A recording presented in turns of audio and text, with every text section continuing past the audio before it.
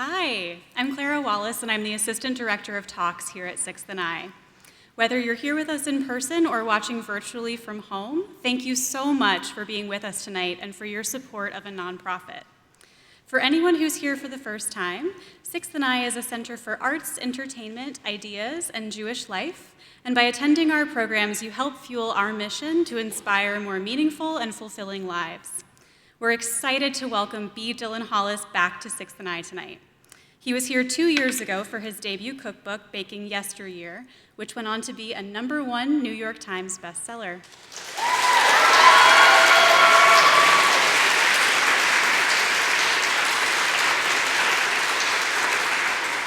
Becoming a social media personality with over 13 million followers wasn't Dylan's plan. He's a jazz musician by training with a passion for big band jazz from the 40s and 50s. His fascination with mid-20th century American culture is at the heart of his adventures in baking. In 2020, Dylan channeled his quarantine boredom into filming an investigation of an old cookbook he had collected from an estate sale. New to baking, he baked his way through vintage 20th century cookbooks, and the baking time travel videos he posted on TikTok quickly caught on. Since he was last on our stage, Dylan has continued to task himself with baking and tasting unusual recipes from bygone years. Tonight, we're here to celebrate his new cross-country inspired cookbook, Baking Across America, a vintage recipe road trip. From the coffee-crazed creations of the Pacific Northwest to the larger-than-life sheet cakes of Texas, the book includes 100 uniquely American recipes that showcase how sweet our country can be. Dylan's retro recipes span the decades from the 1900s to the 2000s and feature famous and forgotten desserts from every state. Tonight, B. Dylan Hollis will be in conversation with Emily Heil, a reporter covering national food news and trends for the Washington Post. Her coverage has spanned everything from how TikTok has changed the way we cook to which fast food chain makes the best chicken fingers. And we're grateful to have her with us. Later in the program, we'd love to hear your questions, and you'll be invited to line up at the standing microphones in either aisle. Thank you all again, both here and at home, for joining us. And please give B. Dylan Hollis and Emily Heil a warm welcome to 6th and I.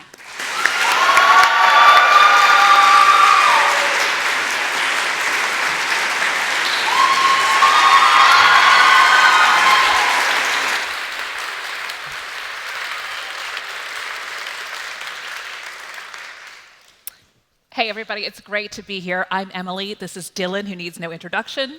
Hello. And we are thrilled to be here at the beautiful 6th and I. Might be drizzly outside, but it is always lovely here. I have to say, sometimes when I'm going to interview someone, I'm always thinking about, well, how am I going to draw them out and get them to show their fun personality? You know, make sure they're not too serious. I don't think I'm going to have any trouble with that tonight. None at all. So basically, if you get bored, it's my fault. But I just wanted to say, hello, gentles and lady men. Which I totally stole that. Apologies, but I love it. And just wanted to kick off this conversation with Dylan, and I think it's going to be really fun. Look forward to hearing your questions. So be thinking about that. So I guess I just wanted to start with, why another cookbook? I mean, you started as this social media personality. You could go and make a video, and it would be seen millions of times. But this takes a lot of effort to make a cookbook. Oh, yeah. So why do that? Why do the dead tree thing? I mean, I say this as someone who loves dead trees, made my career out of it. But why another cookbook? You know, when I put the first one out, Baking Yesteryear, the response was similar to the response that I would get on my TikToks, which would be, oh my goodness, I remember this recipe. My grandmother used to make this. My mom used to make this. Or, you know, in the last chapter, which was some of the worst recipes out there, I wish my mom didn't make this. But every now and then, whether in chapters or on a TikTok or short, I would record a recipe that was particularly famous in a certain state. And I recall back, I've told this story before, but the gooey butter cake in St. Louis, Missouri. it's Missouri, but I started calling it Missouri as a joke, and now I can't stop. But instead of those comments of, ooh, XY used to make this, or that's so good, or I'm surprised that's so good, people went feral. They were like, this is the definition and pride of my city. This is what it means to be from St. Louis. They had something. This was just a recipe, a set of instructions, and a dessert. But it was treated like a hero. People were so patriotic about a combination of ingredients. And I said, ooh, that's very interesting. Are there more recipes like that? Why, yes, there were. Yes. So I was like, let us go on a journey. Let's try and find those things from every state. I want to find out why they're special, why they're interesting, why people love them. And that's really how this started. And I mean, this is a very ambitious work, right? Like, I mean, that was a lot. So tell me, did you know exactly what you were biting into? I think if I knew, I wouldn't have done it. Because in order to do something as crazy as this, you have to be a little bit too ambitious, a little bit of a fool, or, have something not be quite right upstairs. I remember, I was talking to my editor and I said, you know what? I think neither of us are playing with a full deck because we realized just how much we had to do. Baking Across America wasn't just sitting and researching bakes and desserts from all of the states, but we said we needed to shoot this and photograph this on location because we wanted the process to reflect the title. The scope was clear. So we were literally, I remember Savannah, Georgia. We arrived in the baggage claim, all separately. We met up, and we made a beeline to the nearest grocery store, picked up all sorts of ingredients, and hoped that the Airbnb would have a working oven that didn't burn things to a crisp. Or there were 18 spatulas and no knife, which is basically a rental kitchen. There was no sponge in the first Airbnb in Savannah, Georgia. We used a loofah.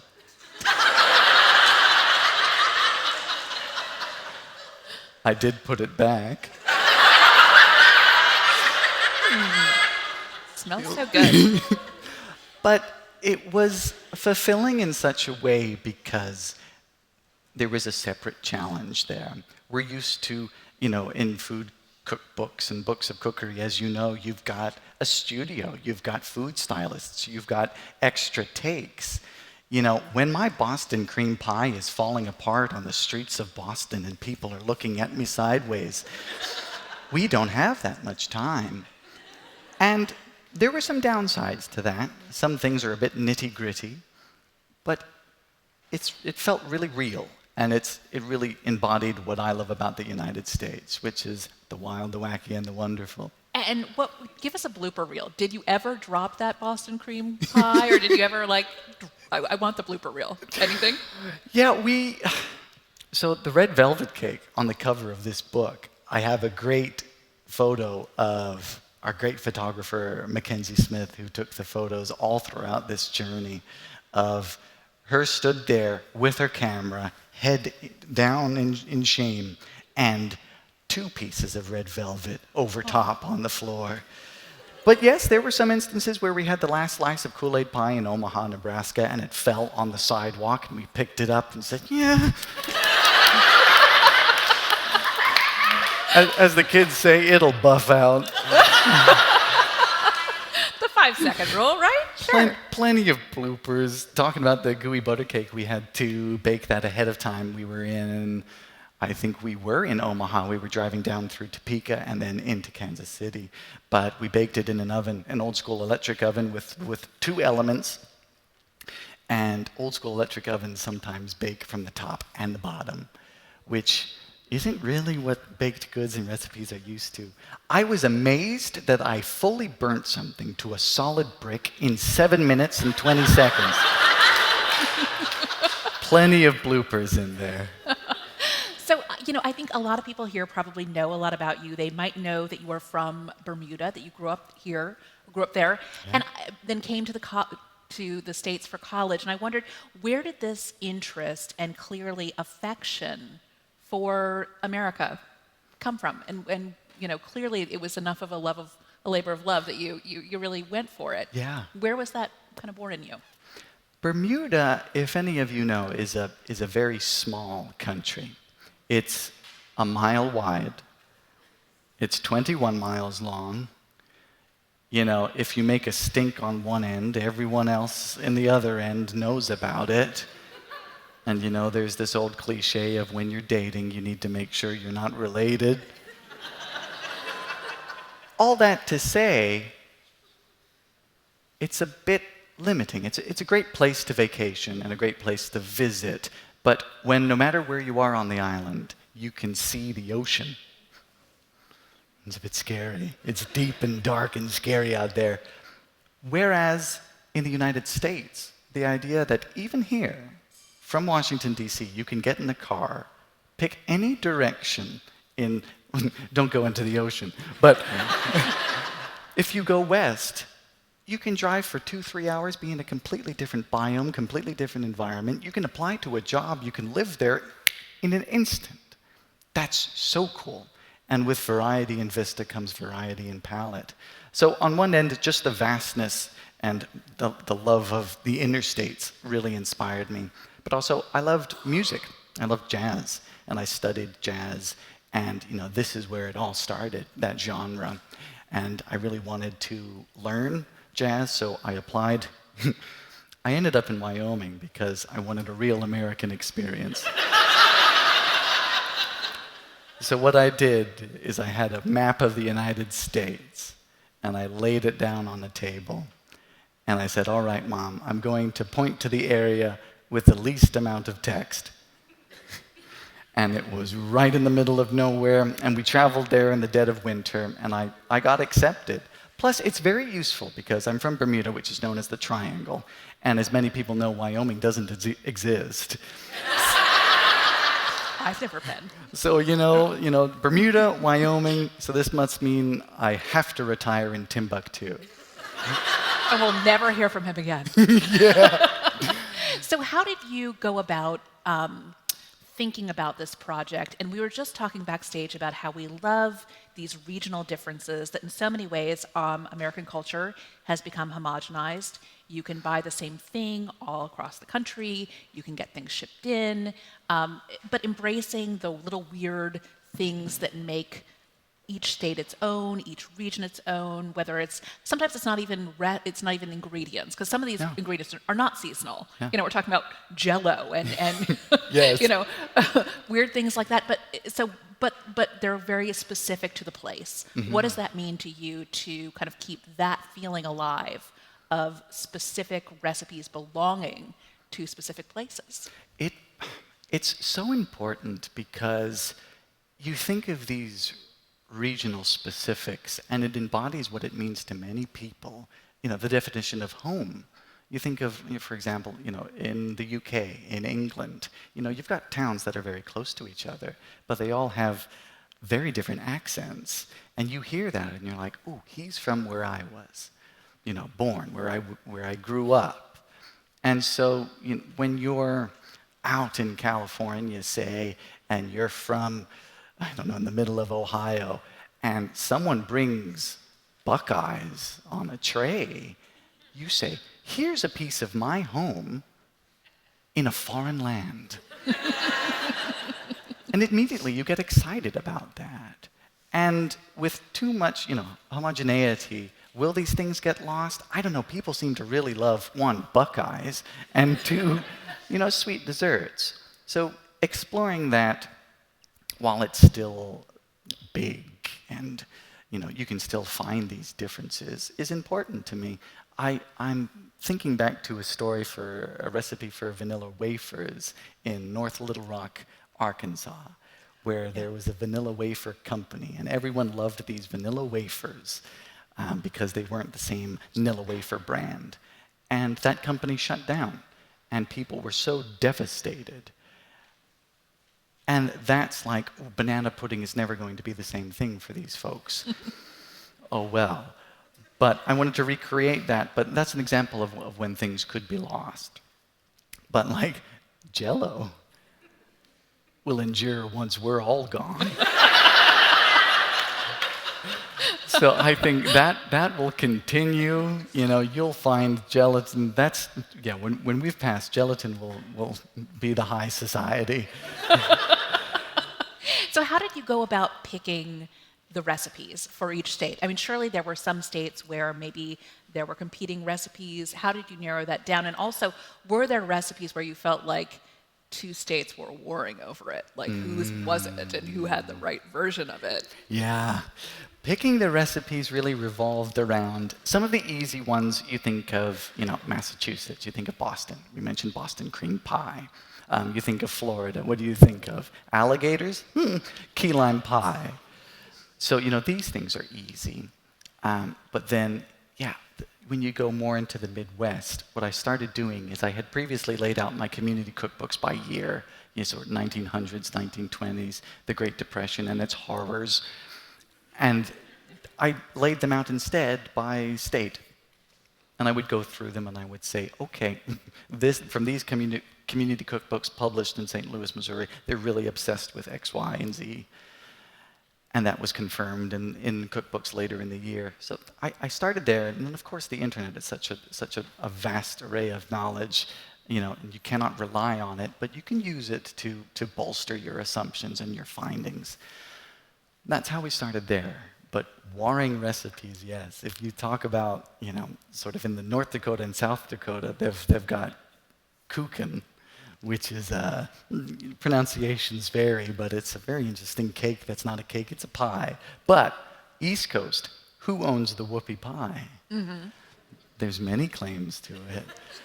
Pennsylvania, is it Maine? Is it these places? So that's where I told my post office to expect some death threats.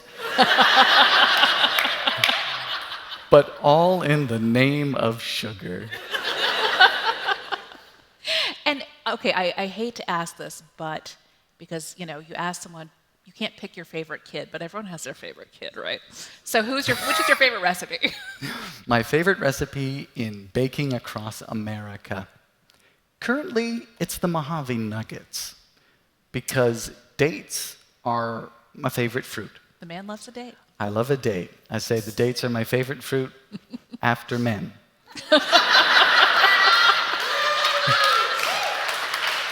So he loves dates, then he loves dates. Yeah. I use that one a lot. But they're a confection. I love California and I love the deserts of California. And the dates sort of proliferation down there was purely artificial. Back in agricultural surveys back in the early 20th century, they sent out agricultural explorers to try and find what is going to grow the best in this arid, California desert. Because Americans are crazy, man. You see a desert with nothing in it, you say, I'm going to live there. But they came back from out Algeria way, and they came back with the date palm.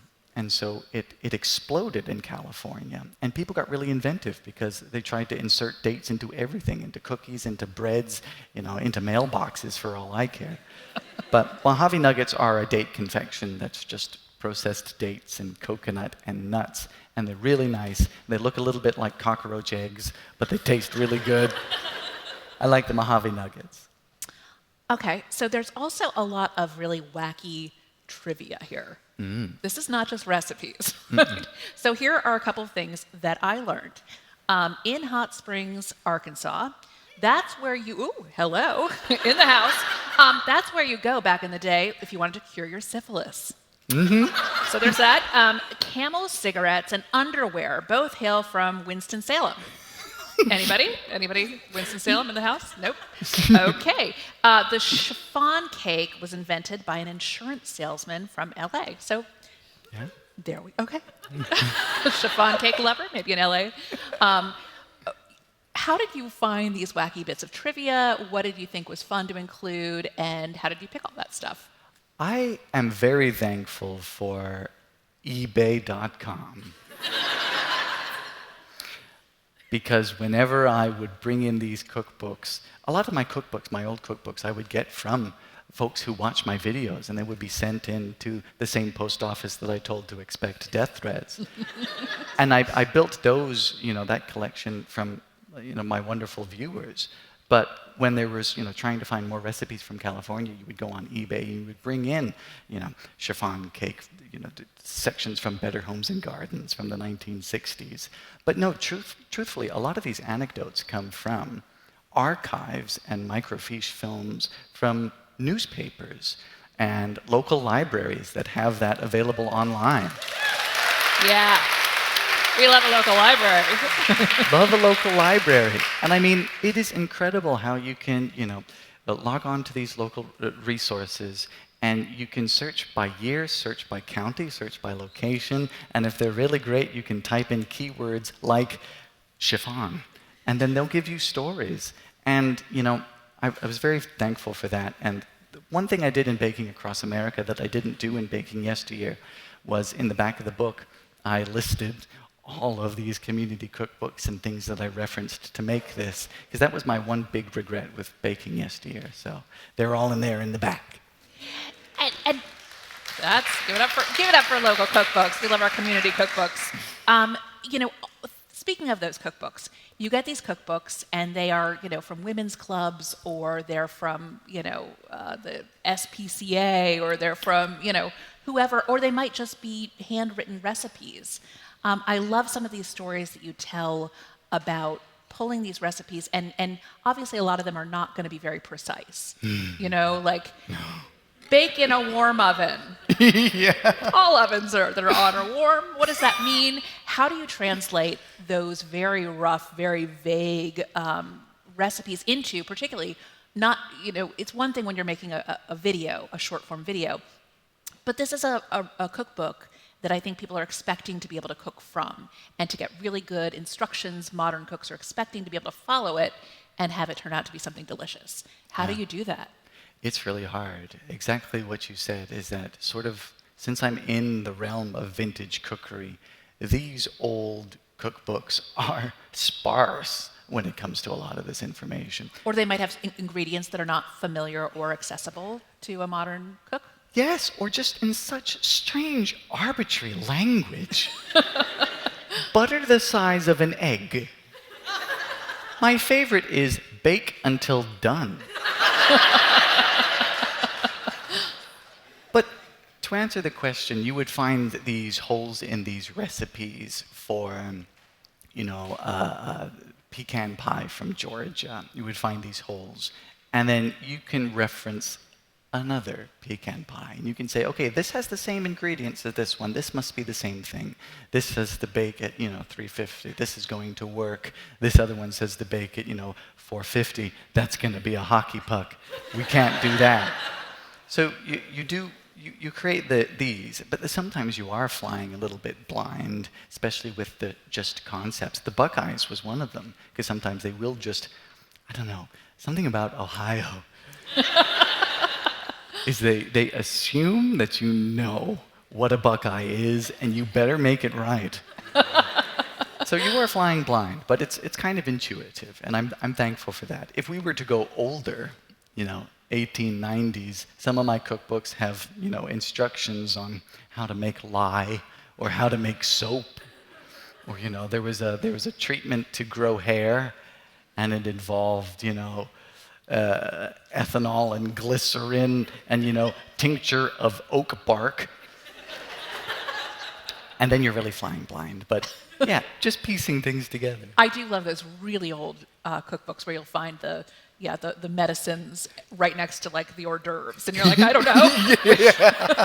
Which am I serving tonight? Yeah. But in your videos and in your last cookbook, you had some very bad recipes. So you eat them and you make it clear that this is not delicious, But I feel like this one might be different, right? These are all good? Yes. Okay, there you go. Yes. Just making sure, because I wasn't necessarily sure from the descriptions, but if you tell me, I'll believe you. Yes, I thought about including some bad recipes, but, could you think of the reaction from including some bad recipes and then putting the state?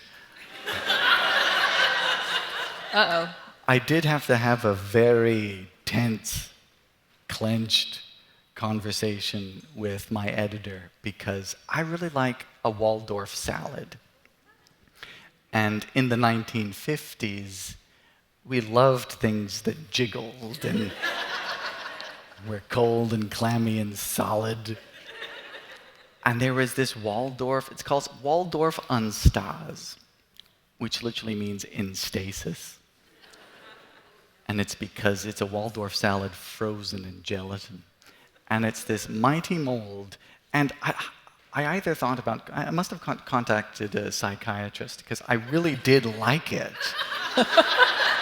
And I said, I want to include a gelatin mold in this cookbook. And they said, would you like to still do a cookbook?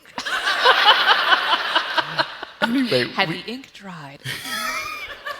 we did end up getting the Waldorf and Stas in the cookbook. And one interesting thing is that some of the recipes in Baking Yesteryear, my first cookbook, I got letters saying, I don't know what you're talking about. The pickled cheesecake in the back of Baking Yesteryear is actually fantastic. Thankfully, I have a few cards from that psychiatrist I could lend out. Okay. All right, but I'm going to ask you in front of all these good people, hand to heart, can you tell me that a cake made with a can of condensed tomato soup, because it exists in this book, is actually delicious? Look at him. He's hand to heart. All on record.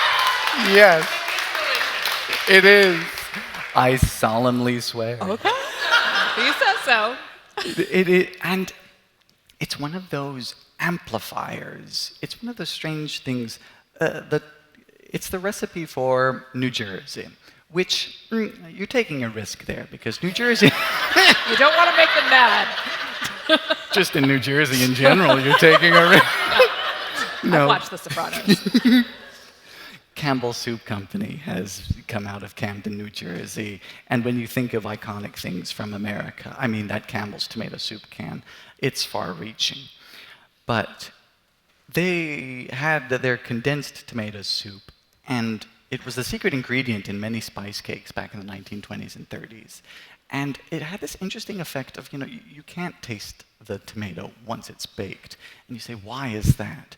You come across these amplifiers in baking, like lemon. You'll find lemon, as you know, in some recipes that have nothing to do with lemon as a primary flavor, but they just seem to make the other ingredients taste better.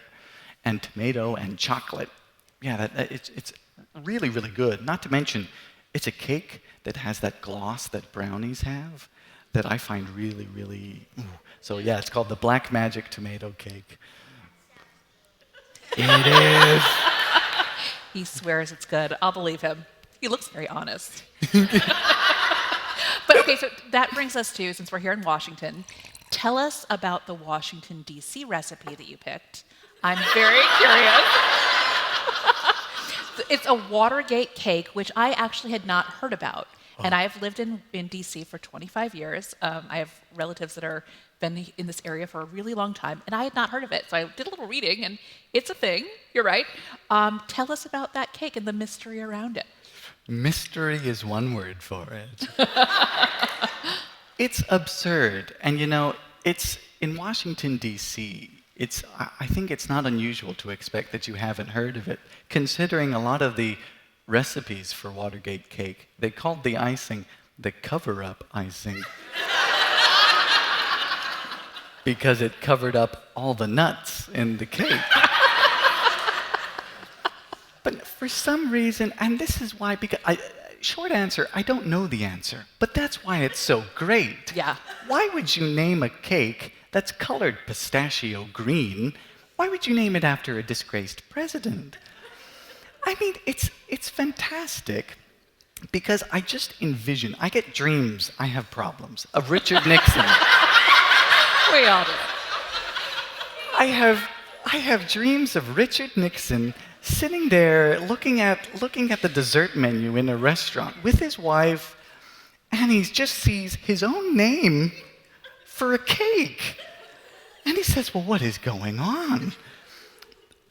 But no, during the Watergate scandal, pistachio pudding was just coming out. And you can see from these newspaper archives, the whole DC area, what do you call it here? It's not the tri-state area, the DMV? The DMV, yeah. The DMV. That's where I go to get my license renewed. But no, in this area, there was a shortage. People were, to use the word again, feral for pistachio pudding. And everyone was putting it in cakes. Now, the simple answer is people have been using pudding mixes to flavor cakes because it's, cost effective. It has added ingredients like nuts, which were seen as, really nice. It colored it, and it stabilized the cake, really. But they just decided to name it after Richard Nixon because it was the problem du jour. I think of it like, there's a story. There's someone in Laramie, Wyoming, where I live, that really hates the potholes. And they decide to fill the potholes with soil and plant a wonderful little flower in there as a sort of like, please fix this pothole. I'm planting gardens in the holes in the road. Or the British equivalent of how I view the Watergate cake is when you see an upturned car after an automobile accident and the bloke shouts, "You can't park there." You've got a really messed up situation, and people see that, and they say, you know what, it's funny, I'm going to make fun of it, because that's sometimes what you need to do in serious messed up situations, and I can serve it for dessert. I have to say, my favorite theory about this, this conspiracy theory that about the Watergate cake was that Democrats came up with it, the name, because they wanted to make sure that the Watergate scandal, a Republican scandal, was so fixed in the popular culture of America that it would outlive and that people would always remember it.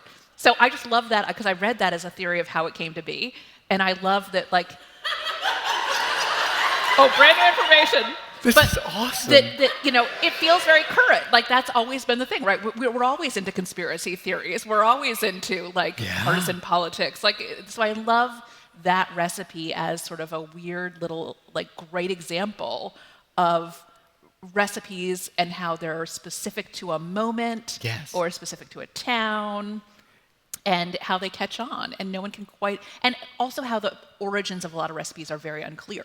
Yes. And people have theories. And it's wild because this theory is now making me ask myself, am I a sheep? I've just published a Watergate cake recipe in 2025. But no, isn't it strange how we can talk about such an intersection of culture and even politics, with a recipe? It's really cool because that's what these are. They're time machines. They bring back a place, a time, a flavor. You taste something that you haven't tasted in 30 years, and you can almost, like scents, it brings you right back. I remember that. And to think it was concocted, that adds another layer. It is DC. We have our ways. No, and what you just said, I'm so fascinated by.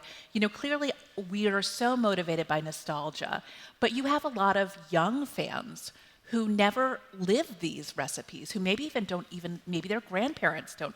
And it's almost like we're nostalgic for something we never even experienced ourselves. And how do you think about that? That especially for a younger audience, how do they connect to that? And how do you explain that feeling that they like about it too? I'm up many a night, honestly, thinking of this. Because I experienced it very recently when I made, for the first time, a tater tot casserole. Okay, Minnesota. Tater tot hot dish, someone yelled. Because I made this, and I'm from a completely different country. I had never had it before, and all of a sudden I said, I remember this. I was feeling nostalgic for something that I had never had. And that immediately made me think, as I've thought before, is a recipe really just a set of instructions for recreating an ingredient? And because so many people seem to be connecting with this, I would argue no, there's more magic to it. I was having this conversation yesterday as it pertained to music, whereas you have a piece of sheet music from, Johann Sebastian Bach, and here is something written centuries ago, but it's a set of instructions for recreation, and you can put that up on your piano, your harpsichord if you're fancy, and you can play it and you can experience something exactly how it was heard back in the day. And so, are you connecting? I'm going to start talking crystals and moon phases in a second. So I'm not going to go there, but it just highlights the deeper mystery to this. So that's one side. The other side is that currently in modernity, we spend a lot of time on the internet. I like general assumptions. Some of you might not, but boy, very recently are we just assaulted with so much information. Such widespread dissemination of everything from, A to Z. Z. And it gets a bit overwhelming. And there's a reason, for example, I think people are turning again to film cameras. I think there's reason why people are trying to bake things that have survived the test of time, because maybe they've survived the test of time for good reason. Maybe they should have stayed 6 feet under. We don't know. And that comes to the last sort of idea, which was because there were no safeguards in place for the wacky cookbook committee in 1969 Omaha, Nebraska, they were able to publish something like a yum yum salad. And they're not going to find that in, Southern living these days. So that's a genuine connection to absurdity. So there's interest because it's like you're exploring something that's been well established, and you can talk about it to your grandmothers. So there's something new, and you get it new two ways, from how you discover it and from an actual account. So I could go on for hours, but there's so much fascinating things there, and that's why I read cookbooks like novels. Well, and I love that you love old things, because I love old things too, and I will literally stay up late at night bidding on dumb vintage stuff on eBay. Yeah. And when you're talking about the tactile bit of it, Yeah. like, do you actually love touching those old cookbooks? And you're bringing them to people through this virtual audience, which is very cool, and people are experiencing that way. But what is it about the objects that are cool to you, and what does that speak? How does that speak to you? Everyone wants to hold something, and they want to have something tangible, to sort of add on to, your last question. We're talking film cameras. I think that's why people have records, vinyl records, because you can interact with it. You can pick it up, you can set down the needle and watch something. And that's a set of analog things going on. And with a cookbook, the fun things about the community cookbooks is they all had little doodles on the front. And, sometimes it was a fundraiser for an elementary school.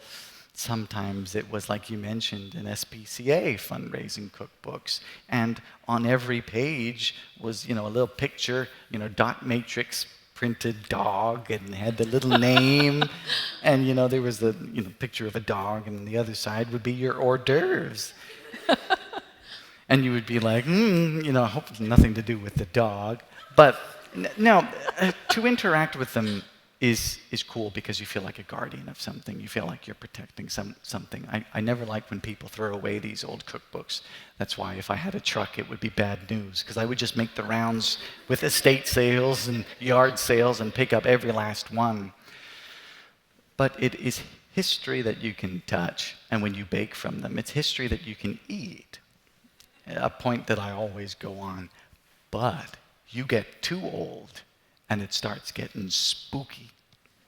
I remember opening up a package from New Orleans, Louisiana. No return address.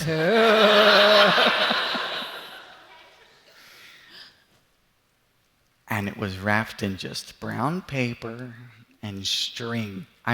This is no joke. And I open it up, and it's just a pile of cookbooks. but there was one at the very bottom wrapped in black cardboard paper. Anyway, I opened it up and I dropped it. And after the plume of dust had settled, it was a first edition 1900 Picayune Creole cookbook. And it is an incredible cookbook. It's fantastic. A lot of people will tell you the first edition was 1901. It's not. It's 1900. But after I dropped it, I think I must have disrespected it. Oh, the cookbook was talking to you? Because I sent my Cadillac on the front of this book to the repair shop. My Lincoln Continental blew a starter. And the modern car that I drive, because the rest of them don't have seat belts, I got a blown tire. So you have to be careful with the old tones. There was a ghost of a mechanic in there, I think, that was getting revenge. You have to be careful with the really old ones. I love those stories because I feel that. You feel that. You feel like someone is talking to you. Sometimes there are notes in the margin, which I love, of an old cookbook. Somebody telling you, whether it's your mom or your grandmom, like, oh, substitute this for this, or Aunt Gladys used to do this. Yeah. You feel like you're in conversation. In conversation or witnessing a feud. Yeah, there is that. When there's a big rubbish, on there. And some of these are great because they have 42 recipes for, chicken salad. Oh, and there was dispute over which was best. So they were just like, well, let's include them all because we can't, no one's going to settle that debate in the ladies' club. And then you might find correspondence to, like, how did they get the first recipe for the chicken salad or that. It's really fun. Like you say, you can interact with it, and you like the little smudges, you like the little marks of red, and you hope it's not blood. And and that's why people like books too, I feel, just in general. And tell me, one thing I wanted to ask you about in Baking Across America, there are poems for each region. Yes. So he's a multi-hyphenate, folks. I mean, he is no longer content to be social media, superstar / cookbook author / now you're a poet. I'm trying. Look, I'm getting up there in age. I can't. You got to make something of yourself. I can't be yelling at my phone camera forever, Can you imagine me with a cane and yelling eggy?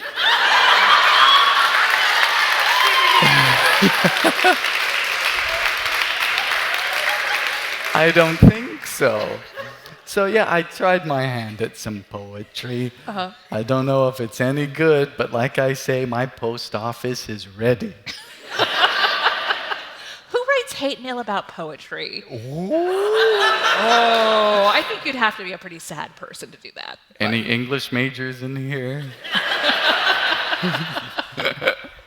And this is sort of a random question. In the acknowledgments of this book, you thanked your tinnitus. Yeah. Which I found fascinating, that you thanked it for some creative spark. That was so interesting to me. What was that about? It was, in 2022, to be quite frank, there was a few months where I didn't upload, and I must have gotten COVID, or I must have gotten, something.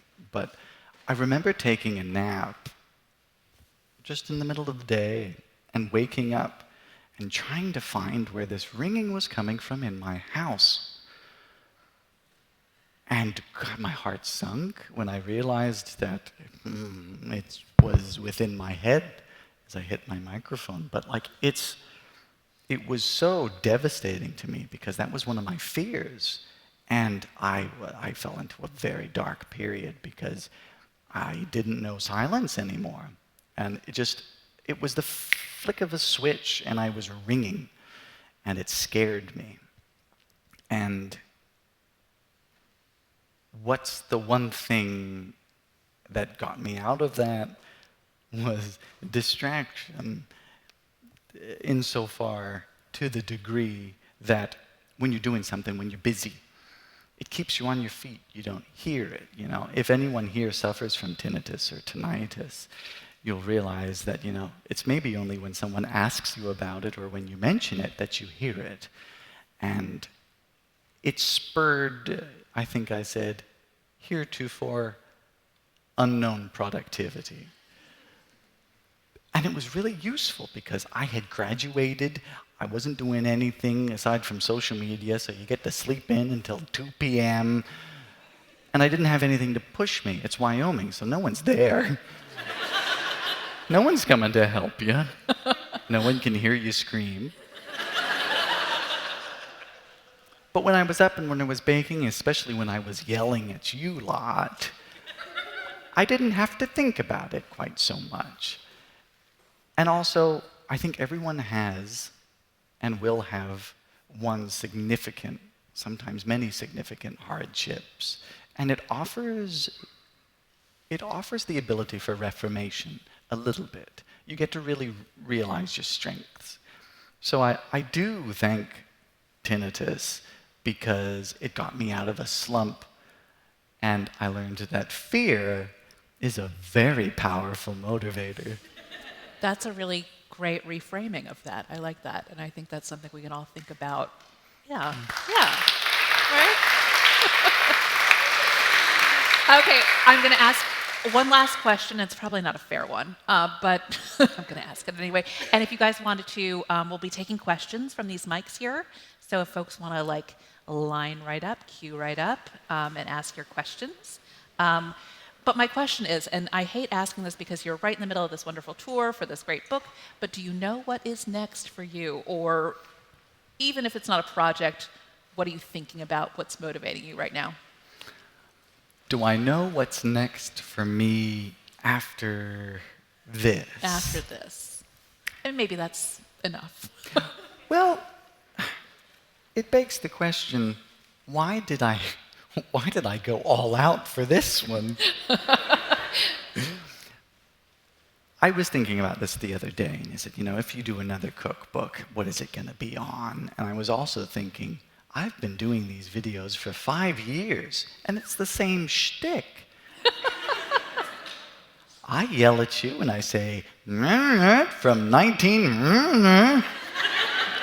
And it's 60 seconds, and you all know what eggy sounds like, and I'm so thankful that you keep watching, but I'm like, why do you keep watching? I would like to begin sort of, maybe once and again, poking my head out of the kitchen, maybe filming my cars some more. I have an entire degree in music that is just lamenting. But in the short term, to answer your question, there are plenty of recipes that are going to inspire me and remind people of yore and scare people. So I would like to continue to ride the wave because, I don't know, there's a lot of negativity out there. And Jell-O aside, old recipes are fun discourse. So I'm going to keep doing them in the period until I get some terrible illness. I like that we can fight about Jell-O, and kind of like a release valve. So that because what we really want to fight about is other stuff that really matters. But let's just fight about Jell-O and get it out of our systems. It's the fall guy. Exactly. Blame Jell-O. Okay, let's answer this question right here. Okay, is this on? Yeah. Yeah. Hi. Thank you for the talk. Jazz album when? But just a quick comment and a question. Comment, in Japanese mythology, items gain sentience after 100 years. So I think you just really ticked off that cookbook.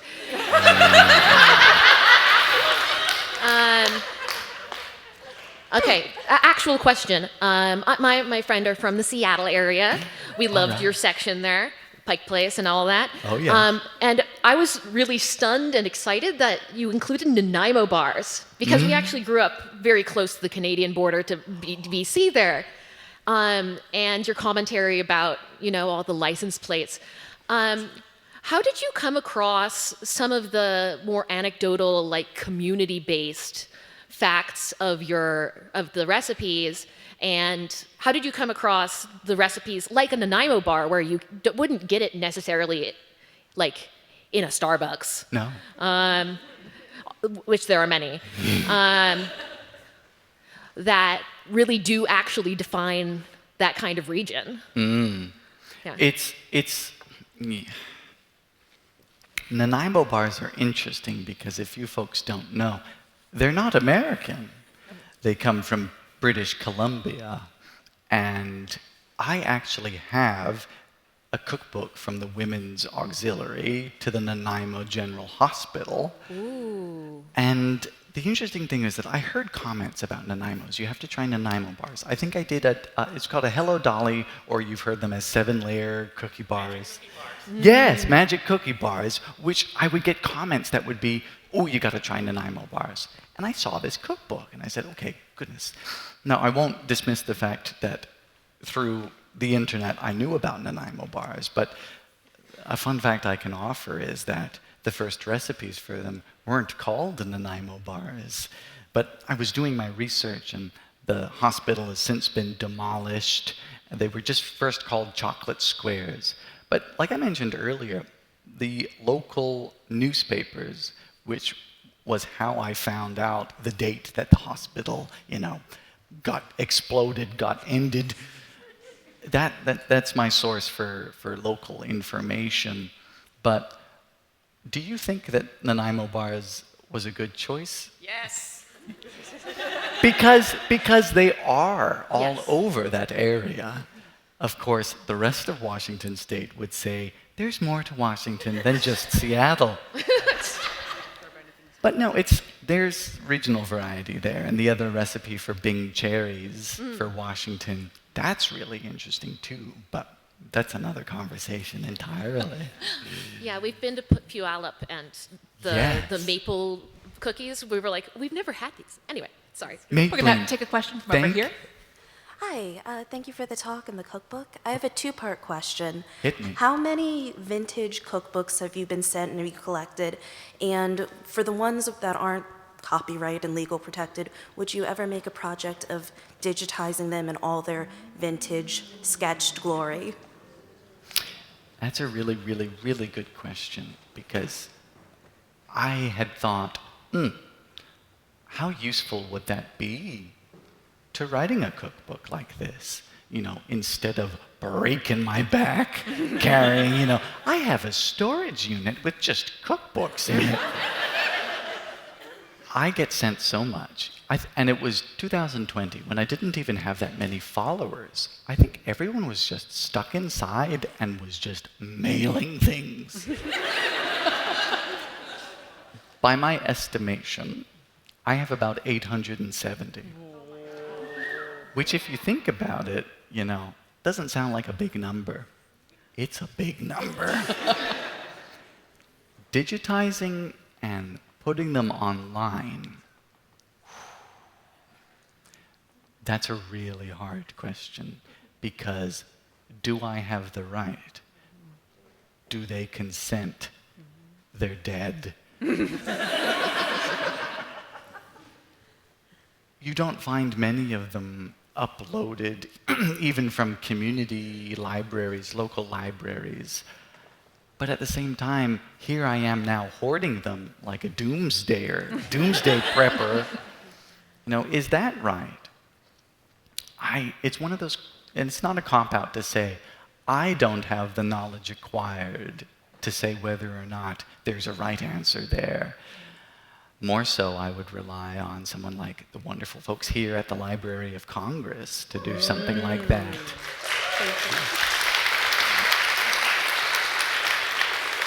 I'm going to do, let's see, a virtual audience question. And I'm going to do, let's see, Tom from Alexandria, Virginia. Ooh. Hi, Tom. Watching you on Facebook, it is clear that some of the recipes you test are not very good. Do your cookbooks only contain recipes that produce baked goods you enjoy? I think we actually realized we did talk about that. So yes, Tom from Alexandria, I will assure you that we have him on record as saying yes. So let's go to Rachel from Falls Church. Yes. What's one dish you've made that you could have gone without trying? And what's one dish you've made that you wouldn't hesitate to make again if someone asked you? That's a great question. Thank you for watching. The Yum Yum salad. I'm going to describe it briefly. I'm so sorry. It is a yellow Jell-O base, because to call it lemon might be to utter a lie. But it's lemon Jell-O. Great. 20 ounces of crushed pineapple. Great. A half pound of cheddar cheese. Grated up in there. And here's the crazy thing that I've been trying to ask people because it's haunting me. There's a half cup of vinegar. Unadulterated, unmitigated vinegar. So that's, right then, that's premeditated. Yeah. So the title of it is ironic. Yum yum. And then then you fold in some whipped cream so it's creamy battery acid. And then they have the gall to say, your choice, olives or pickles. But that's the Yum Yum salad. That's one thing that I could do without making. But truthfully, the reason I did it was because the name gave me hope. And I realized that there are people out there who don't want the best for you. I could have done without trying the Yum Yum salad. The recipe that I make over and over is one of the meme recipes that you wouldn't think you would come across a meme recipe from the 1950s. And I didn't put it in any cookbooks because I think if someone saw that in the store as they were browsing, they would have doubts as to my mental constitution. But it was a recipe called the pinto bean cake. I've made it many times because when you're providing something for a group of folks at their dinner party, you never know who's gluten-free, you never know who's intolerant to this.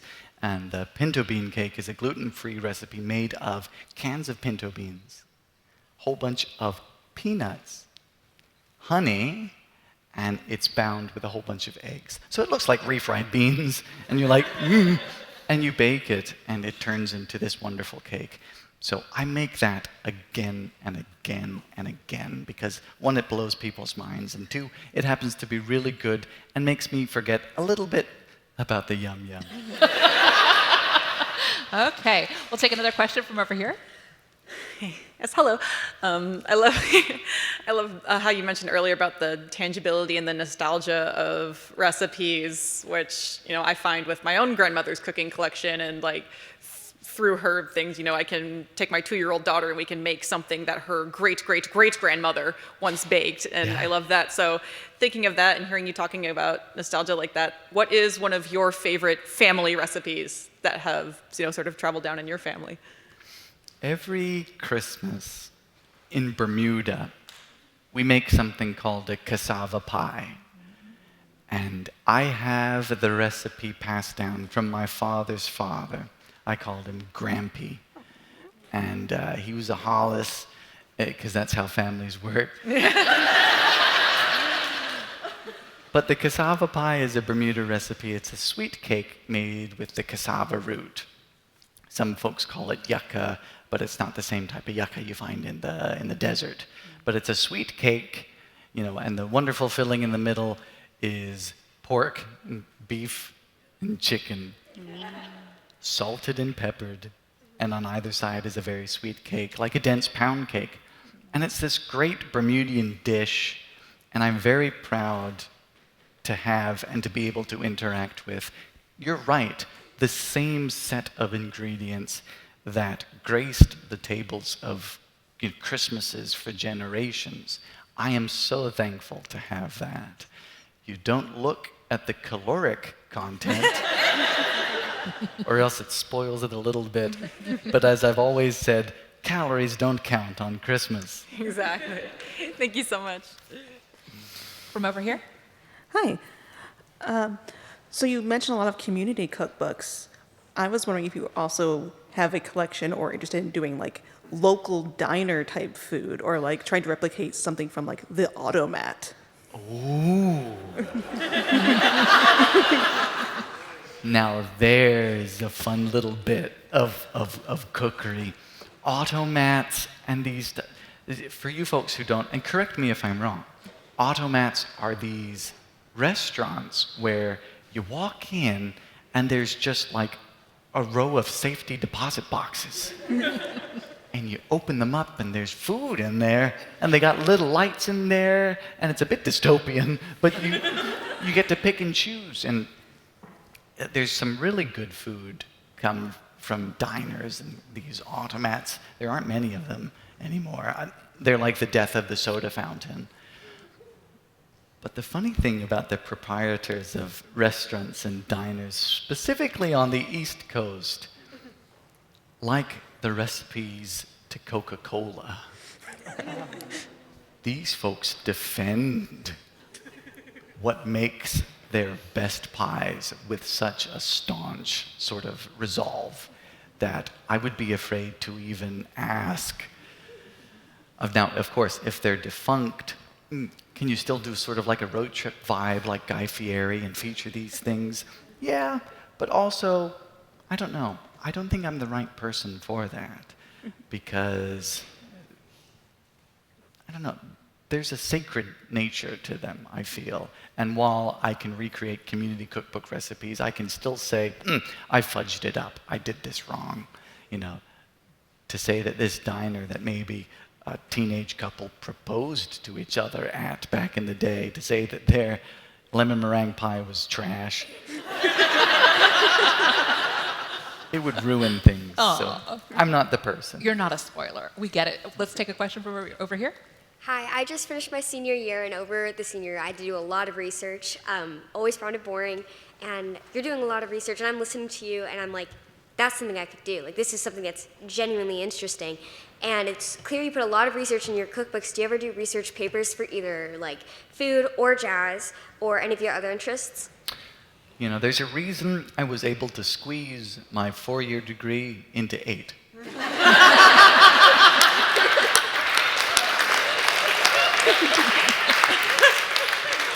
I'm not very good at that. When it comes to writing essays and stuff, I feel like I have to be super, super, super interested in that which I do, and I have so much joy and fulfillment from this that no. But you are correct, is that is certainly something you can do. I have a friend of mine who's gone into sort of library sciences, and these sort of researching and archival work is really fulfilling, I hear. But no, I personally don't write any other of those things. I wish I had the Constitution. We'll take a question from over here. Well, first, I keep watching because you always bring a smile to my face, even when I've had a rough day. And my question is, what is Frank up to while you're on the road?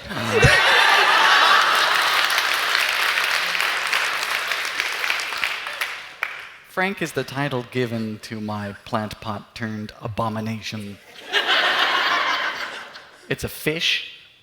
The pot is a fish, and there was a sago palm in there, which the fish must have rejected because now it's a snake plant.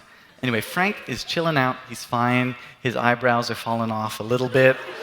He's infested with fungus gnats, but I didn't water him, so he's going to get a little crispy, but hopefully he makes a full recovery. I did not realize he was a fish. That is brand new information to me. I feel like I know him better now. We'll take a question from over here. Hi. Hi there. So I was looking at the cookbook, and I was wondering what you had for Maryland, because I'm a Maryland native. And ironically, you picked burger cookies from Frederick, which is where I'm from. I know exactly where you took that picture. I looked at the picture, was like, I recognize that wall. Yes. So this is a little bit of an obscure question, but how was your time in Maryland, in Frederick? What did you think?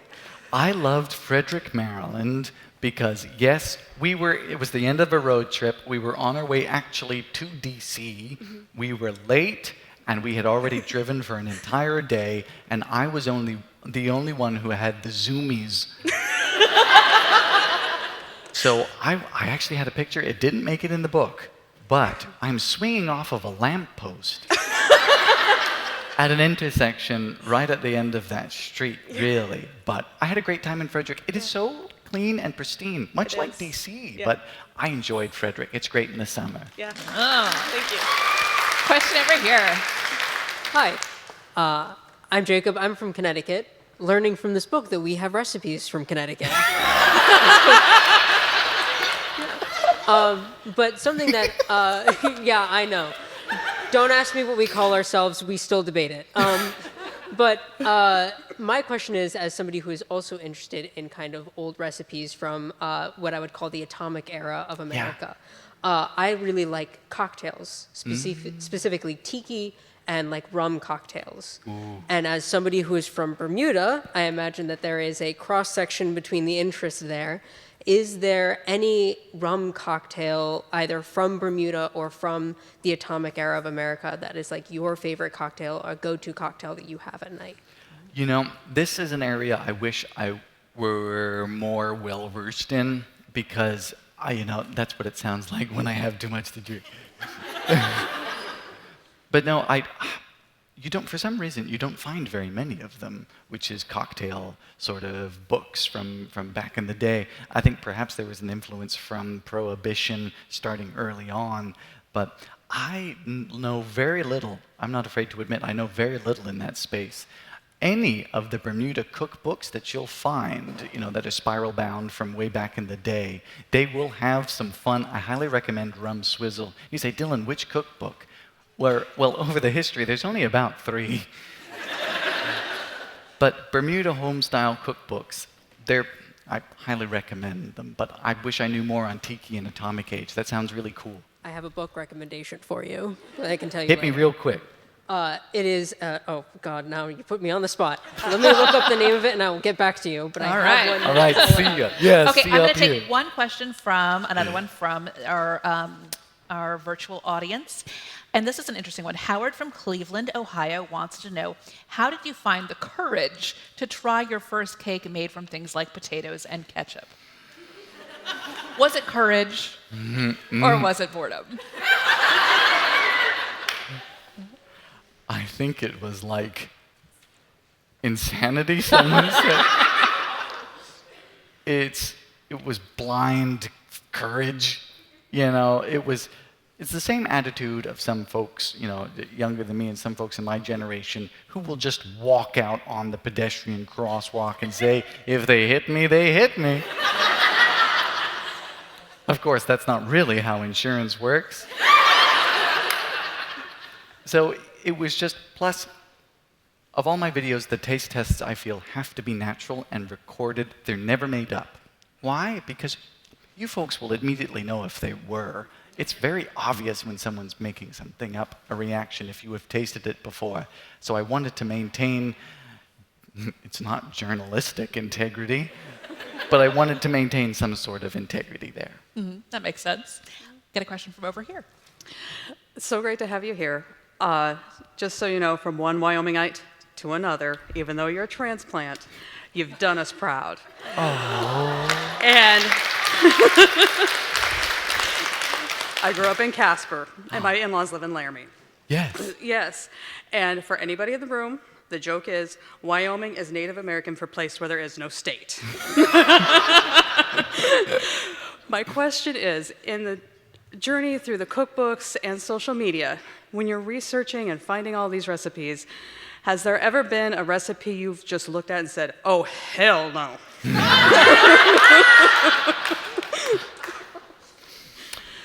Yes. There is a recipe for muffins, I want to say around 1972, and they were called Mega Yellow. And they had cornmeal and flour and eggs and the things you would expect, and 2 boxes of dry Kraft mac and cheese mix. What? And for some reason, I just got such a visceral reaction. Now, I've had pork cakes and I've had, jellied meatloaf, but the idea of like a Department of Transportation, road safety, yellow muffin really put me off. I don't want a gooey, high visibility muffin. So yes, the mega yellow. Also, what a name. You'd find that on like washer fluid. Yeah, I just did. Wow. Yeah. Things that you have not made that look so bad, even you wouldn't make them. That's something. We'll take a question from over here. I'm going to ask a question 2 different ways, answer whichever side you want. Domestic cooking and baking is often seen as and culturally as like a woman's thing to do or a girl's thing to do. So have you gotten negative pushback being a man doing it, or have you heard positive feedback from young men who are like, yes, I can finally cook, there's somebody else out there like me? It's a very good question. I will state for the record that I believe it to be true because it is. As a man, I have a lot of privilege on the internet, and I do not get much backlash at all. It's a privileged position to be able to present this without any sort of judgment in that area. I wouldn't be a very good-looking lady either. But I have gotten inspiration, particularly from the generation younger than me, which is like, yeah, I've taken an interest in baking because of you, and that really warms me. However, I tell them, out of all the people to take interest in, and the comments will be on the video for Yum Yum Salad or something. And of course, then they'll say, I'm baking for my family this Christmas, and I say, pick the right recipe. so yeah. But I think that goes to the idea that sometimes when we're watching you, we don't necessarily want to make exactly what you're making. I think just the idea and the spirit of it can be inspiring, right? Fun in the kitchen. Fun in the kitchen. We all like that. How about that? We have time for 2 more questions, one from each microphone. Okay. We'll go here first. Hi, my name is Ren. I have more of a sort of just kind of silly question. What is your favorite catchphrase that you use when you're baking? Because you have so many options. I do. I do love it, of course, but I don't say moo juice. I don't love moo juice as much because there's a subsection of people who seem to think I say moon juice. So it's a bit large to squeeze. But there's that. I really like synonym. Same. Because, like my pronunciation of Missouri, it started as a joke, and now I can't say synonym. Exactly! Now I can't say cinnamon correctly. I sometimes mix them up when I'm doing it in class. I say synonym, and then sometimes I'll say synonym. Because I watch your videos all the time. Yeah. I love that. How about one last question from over here? Okay, Dylan. Yeah. Hi. Hi. You always make me smile when Mom is putting in my infusion sets because I'm a type 1 diabetic. And did you ever have any intrusive thoughts? With some of these recipes, I'll spare your ears the urge to say things uncouth.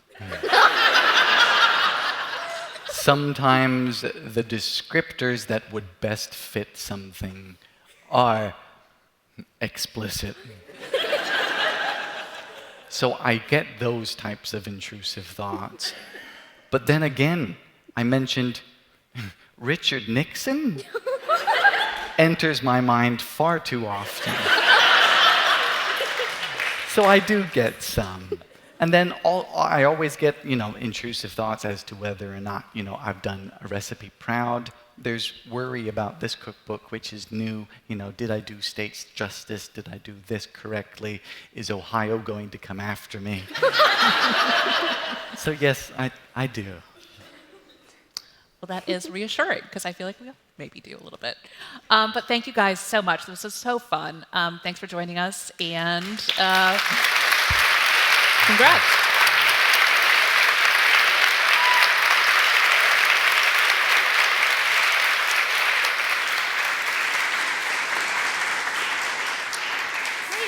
Thank you so much to B. Dylan Hollis and Emily Heil, and thank you all for joining us. If you'd like to stay for the book signing and you have your ticket, please stay seated, and we'll call you up shortly.